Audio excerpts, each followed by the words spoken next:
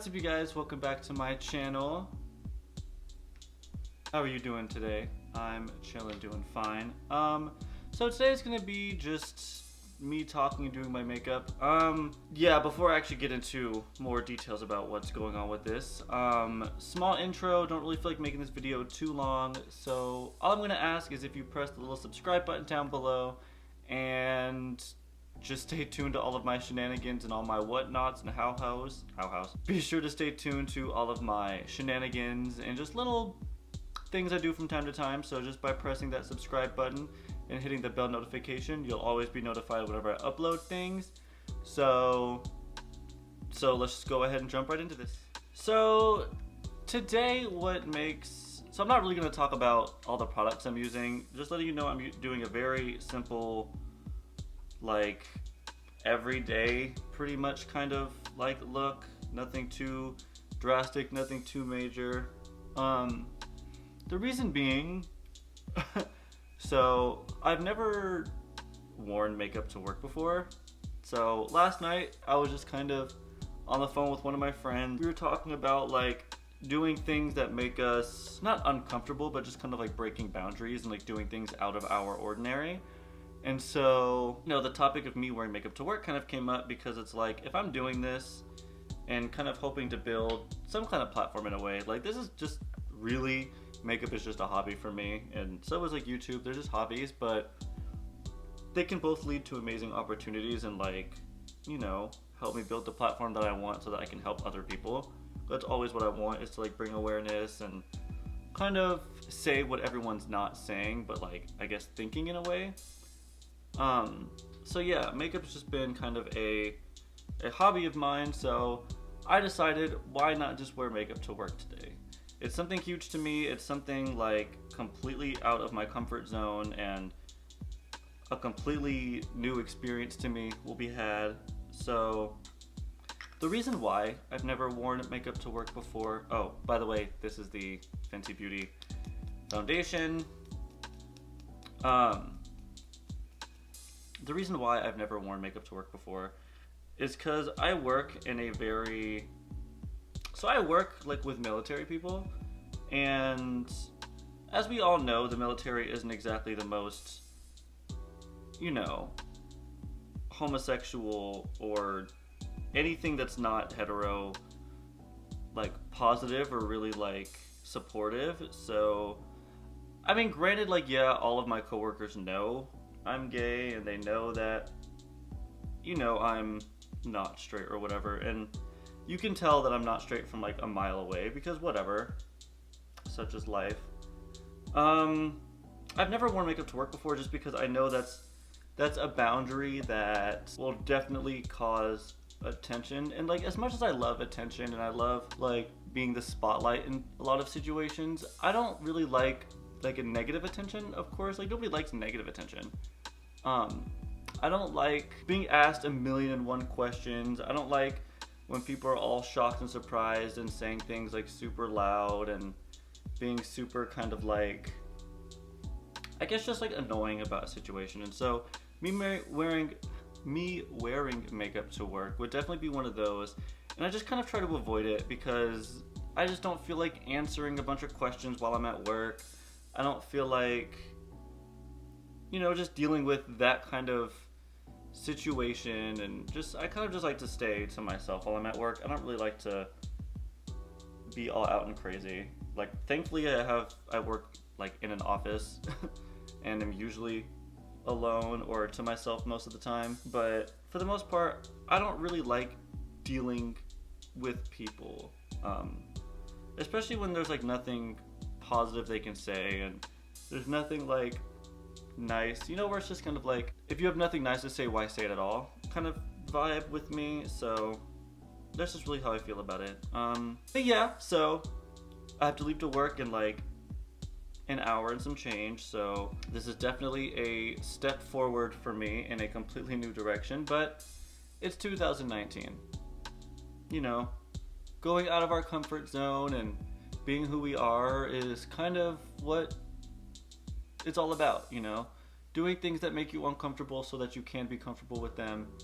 but obviously not uncomfortable to where it's not something you want to do. But if it's something that you're kind of like, if it's something that helps express who you are, then go ahead and do it, you know?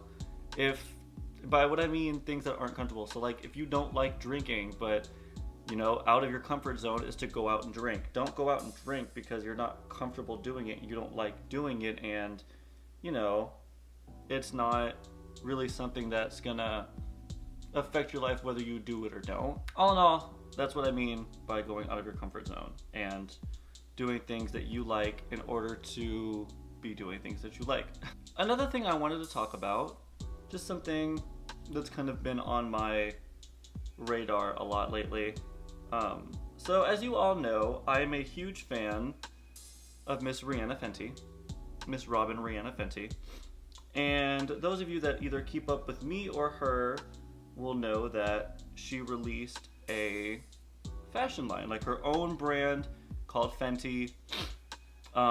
It's like her own thing. It's not like a collaboration really with somebody else. Like, it's not like her Puma or her like River Island thing. It's all 100% driven and hosted by her and like directed and all that stuff by her.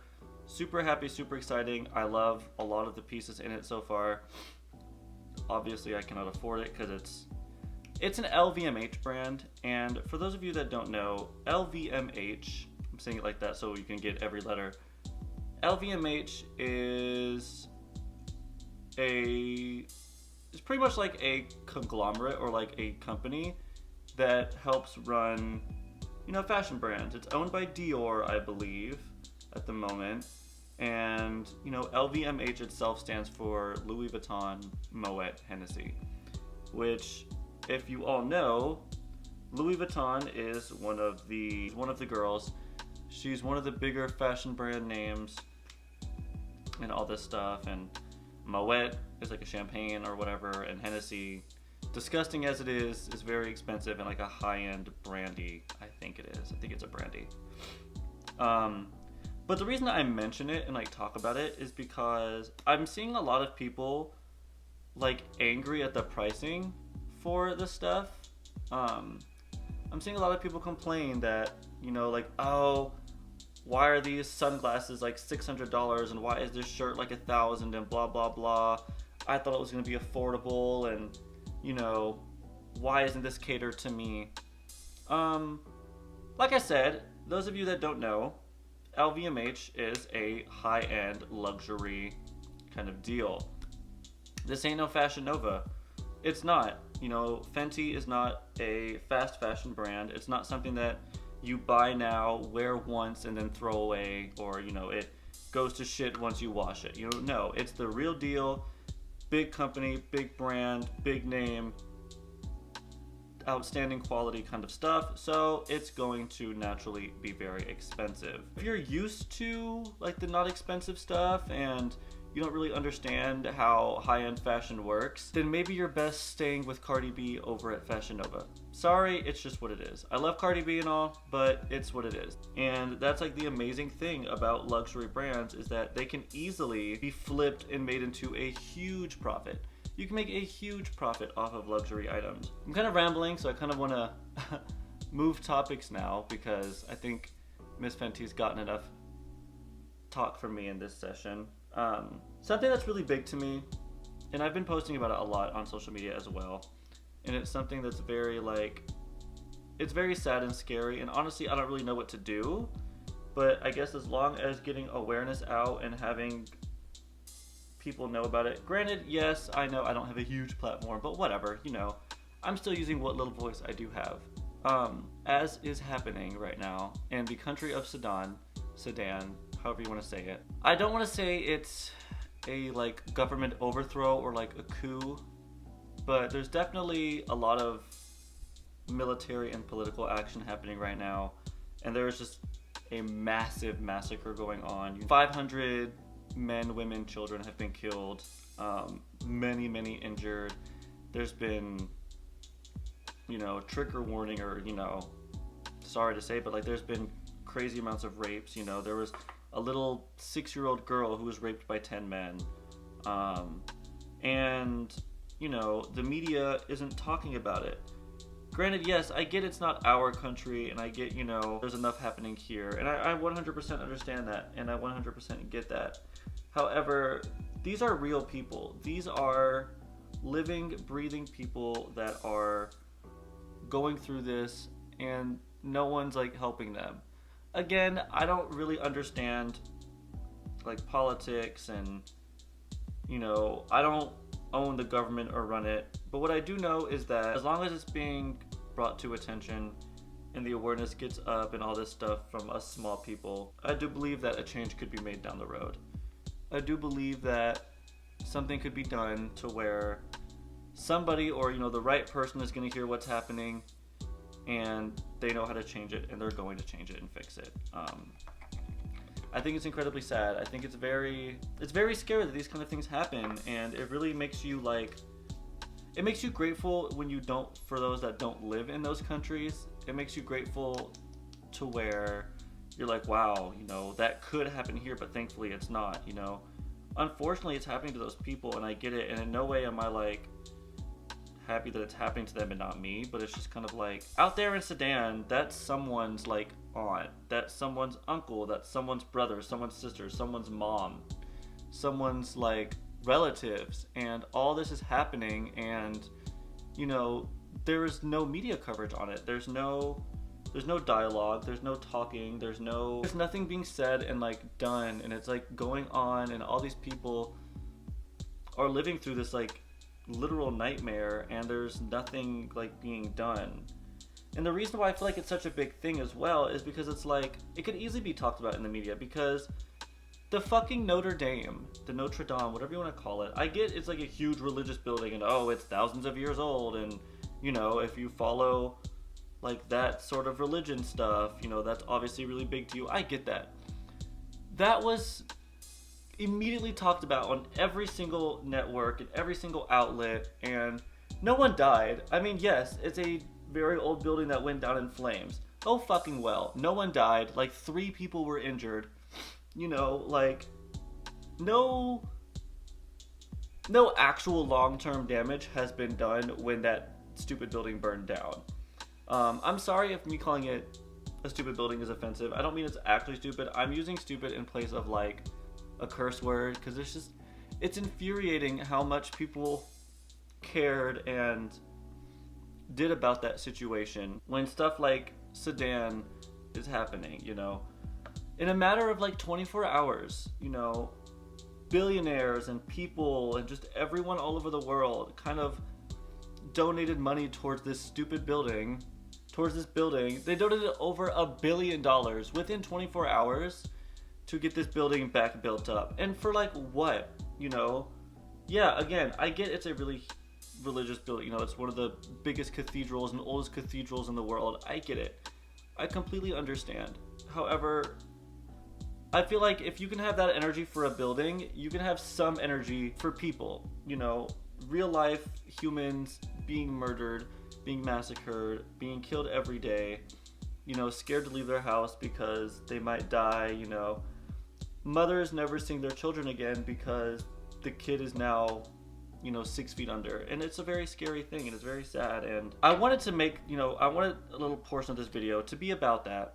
I wanted someone to know, because maybe not everyone knows. Maybe someone doesn't know that's happening over in Sudan, and me now talking about it, for someone that might watch my videos, now they know about it, and they can go and spread that information, and hopefully we can all raise the awareness together. We can all kind of come together as a people and let Sudan know that we're there for them, and that hopefully the right person will hear that message and will know how to fix it and know what to do, and those people will no longer be suffering.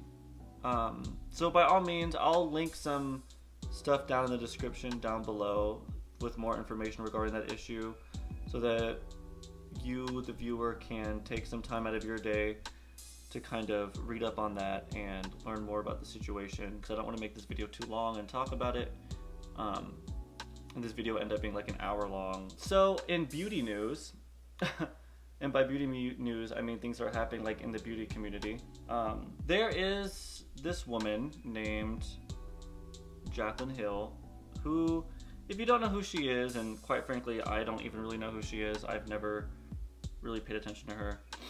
She's one of the OG beauty YouTubers. She, only thing I know about Miss Jaclyn Hill is that she does these huge Christmas giveaways where she's, you know, giving out like $1,000 worth of, like thousands of dollars worth of stuff to her followers and her subscribers. And honestly, I think that's really cool. I will give her credit for that. She definitely does that for her followers and kind of, you know, does these huge things every year. It's always these Jaclyn Hill makeup giveaways, and they're always like really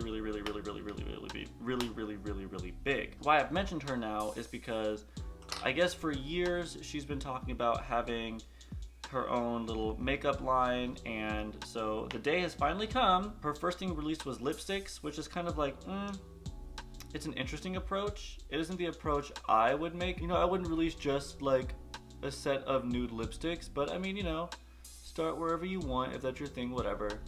However, the issue with these lipsticks is that people are receiving them and there's literal hair in the lipsticks. Like there's hair, there's mold.